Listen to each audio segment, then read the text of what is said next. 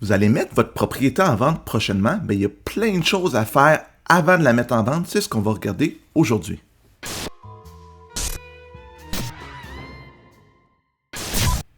Donc, première chose qu'on fait avant de mettre une propriété en vente, c'est mettre ses documents en ordre, faire les expertises nécessaires, sortir les factures. Ça veut dire commander votre certificat de localisation s'il y a besoin d'être fait, parce que les délais sont à peu près 1 à 3 mois, dépendamment des régions. Puis c'est un document super important parce que s'il révèle des problèmes, on va avoir du temps pour les régler. Ensuite, faire des expertises. Avez-vous besoin de faire un test de pyrite, un test de radon, une autre analyse X, Y, Z, exemple, un test d'air?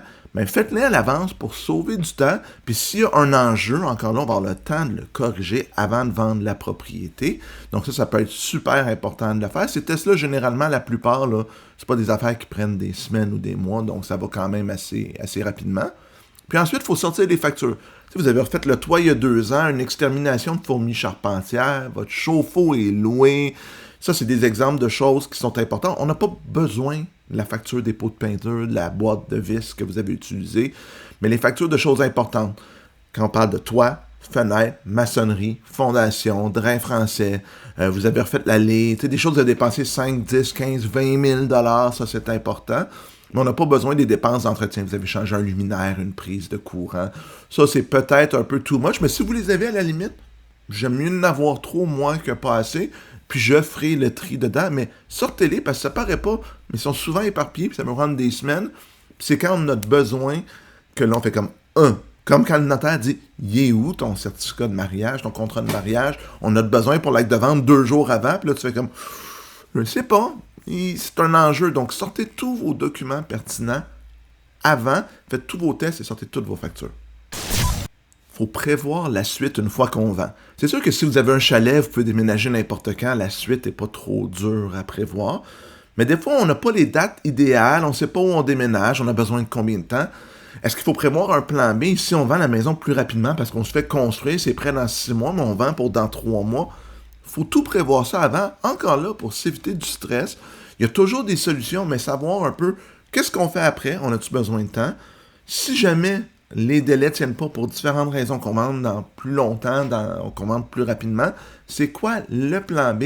C'est le fun de le prévoir pour ne pas arriver la journée qu'on a une offre d'achat et dire « On n'a pas de plan B, qu'est-ce qu'on fait? On ne peut pas l'accepter, mais l'offre est super intéressante, mais ça fait 3 mois qu'on est à vendre, mais on ne sait pas ce qu'on fait, on est trop nerveux, on laisse faire. » Donc, prévoir tout ça avant de mettre en vente. Préparez une liste de ce que vous voulez inclure, exclure, et ce qu'il y a en location dans la propriété. Comme ça, quand vient le temps de préparer la fiche, préparer le contrat, là, vous savez, ah oui, moi, je voulais laisser le lave-vaisselle, le frigo, mais le lustre de grand-maman dans la salle à manger, je veux le garder. Fait que vous préparez une liste de choses que vous voulez laisser, pas laisser. Il y a des choses que c'est évident, les meubles, ça part, mais si jamais vous voulez en laisser, c'est ça, tout ce qui est fixe à l'immeuble, donc tout ce qui est appareil de plomberie, appareil d'électricité, un lave-vaisselle, normalement est inclus de base, mais préparez une liste juste pour que ça soit clair, pour rien oublier, parce qu'il n'y a rien de pire que de dire « je suis parti avec quelque chose qui n'était pas dans la liste des exclus, puis qui devait être inclus, puis être obligé de le payer. » C'est pas chamotadine, puis ça fait des chicanes pour rien qui sont facilement évitables. Vous pensez vendre en hiver, là, si on est pendant l'été, on s'entend que généralement, le paysagement est plus beau, le terrain est plus beau l'été. Appelez votre courtier ou appelez un photographe, faites prendre des photos de votre propriété quand votre extérieur, votre paysagement, votre aménagement de cour est le plus beau. C'est le fun, parce que si jamais vous décidez de vendre en hiver, finalement, janvier, février, mars, puis il n'y a pas de photos de la piscine avec le deck, les chaises, les belles plates-bandes fleuries, ça peut vous nuire, ça vous coûte rien de faire prendre des photos, même si vous payez un photographe 100 à 200 $, ça coûte rien d'avoir des belles photos de l'été pour que les gens puissent le voir. Donc, faites ça si vous pensez vendre en hiver, mais on est l'été.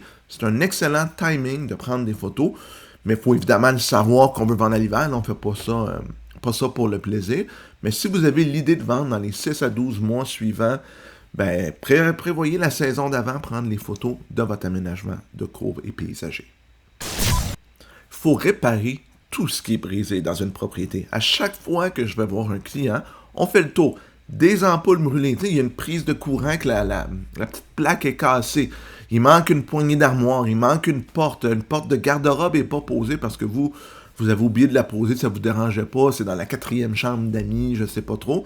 Mais vous réparez tout ce qui est brisé. S'il y a des gros trous dans les murs, évidemment, s'il y a le trou d'une vis, c'est sûr que ça serait l'idéal, mais il ne faut pas virer fou puis repeinturer la maison au complet, à moins que, évidemment, ça soit nécessaire parce que ça fait vraiment, vraiment dur.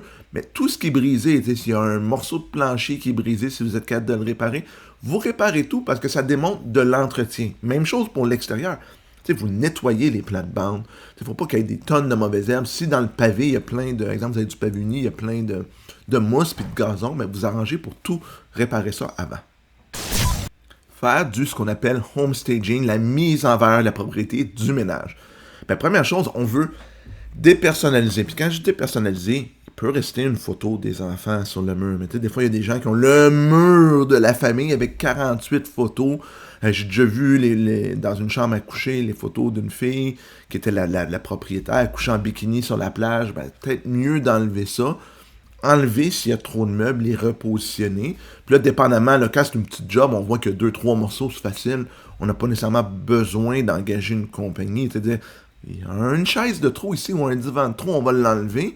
Mais des fois, il faut faire venir des experts parce que beaucoup de choses à changer. Puis des fois, le décor est tellement éclectique qu'il faut mettre ça vraiment mieux. Mais généralement, faire un bon ménage, donc les comptoirs propres, les armoires à l'intérieur propres parce que les gens vont les ouvrir.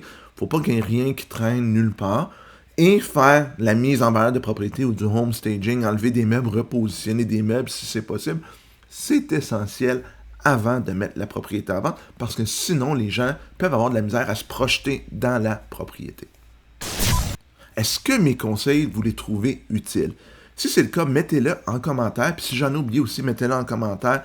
Ça serait le fun de voir ce que je peux avoir oublié, mais je pense que j'ai quand même pas mal fait le tour. Si vous avez aimé la capsule, faites un pouce en l'air. Toujours apprécié. Abonnez-vous à la chaîne. On va continuer à mettre du contenu immobilier régulièrement. Puis on se revoit la prochaine fois pour une autre capsule. À bientôt tout le monde!